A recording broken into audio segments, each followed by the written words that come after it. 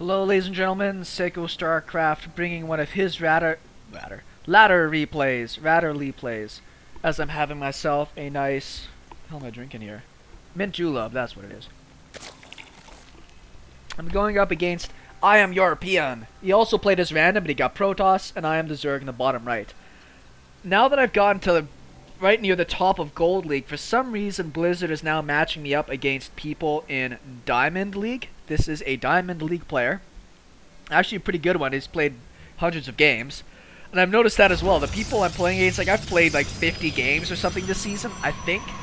These guys have played something like 400 or 500, some of them. It just blows my mind how much StarCraft some of these people have the time to play. I do not. Anyways, as a Zerg player, knowing that I'm going up against somebody essentially 2 leagues of skill higher, I've got to really play the top of my game here. Going for an early scout because once again I said this guy is a random player. My Zerg versus Protoss is actually a pretty good matchup for me. I am fairly solid at that, as long as it doesn't get into the ultra late game. No fast expand on this side. I'll come up. He now knows that I'm a Zerg player. And I'll come in and see what is happening here.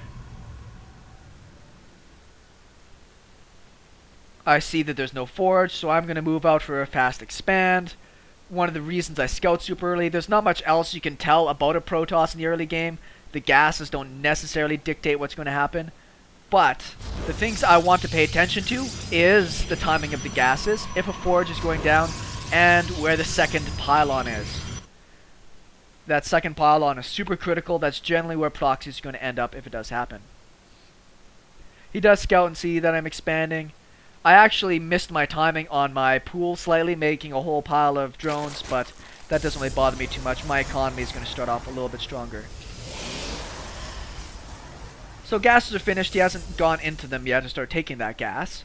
But he is chrono boosting out all of his workers, and I see that. Gives me a little bit more confidence that this isn't going to be some sort of very, very fast push. Case in point, he has built up enough money here, he's just going to go for his own Nexus. Which is very smart. He saw my expand. I think he's just hanging out there to make sure I don't cancel it.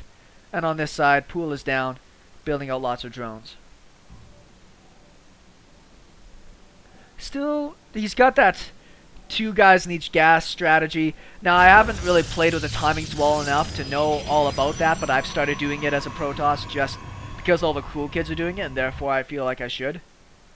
I see that he's got a Nexus going down, no wall off, and nothing else. So I'm going to move my Overlord out of position, and this is about where I decide that I have got to go for pressure. He's a Diamond League player, he's going for a macro game, a long-term macro game, and I am not that capable of dealing with it.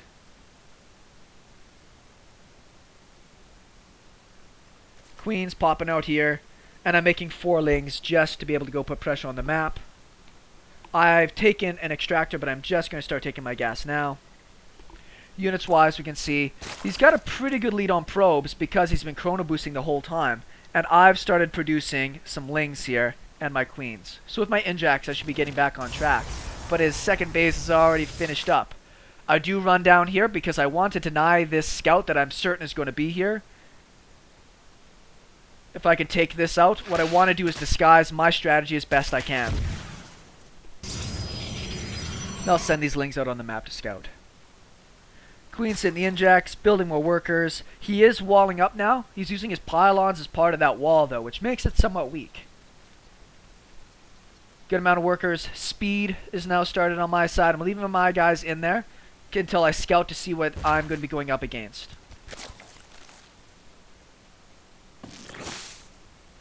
Pretty good timing on my injects. Not immediate, but pretty close. I was running a ling up here to see what's going on. I see the wall, so now my plan of a zergling run by won't work. That tickle ray, that's funny how long it shot at that and couldn't kill it. Mothership core is over here. I do know that with my vision. I do see his mothership core there. So back at home, what I'm going to do is get a baneling nest, and now I'm going to start massing out zerglings. I've stopped with drone production. I've got a huge gap in supply. I'm not that far behind in workers, because I did really drone up heavily. But now I'm going to build a giant pile of these. Zerglings, another 18 on the way. Baneling nest is done soon. Speed's going to finish up just at about the same time. Gonna wait for a big pile of lings. For this strategy, you need to hit your injects, and you need to manage your gas well. So I think I hit just what I needed to be able to get out the right numbers, deal with this.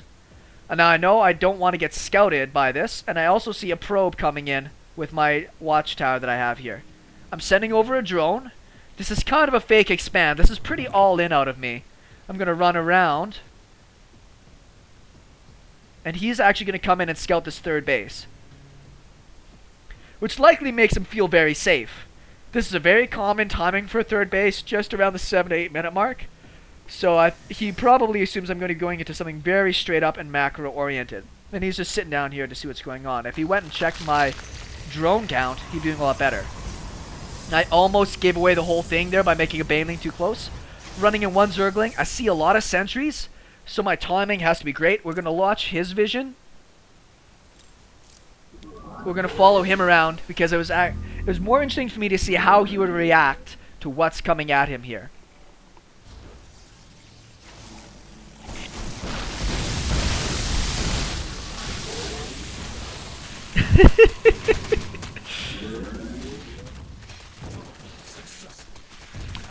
He's questioning about his hotkey, and that's because all of his units on that hotkey died.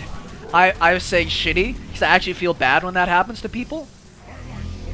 So now, behind this, I'm actually droning up and ready to move into another stage. Tons of zerglings out. Photon overcharge is going down, but I've got enough units in here. He is trying to micro his one sentry. That gets taken out.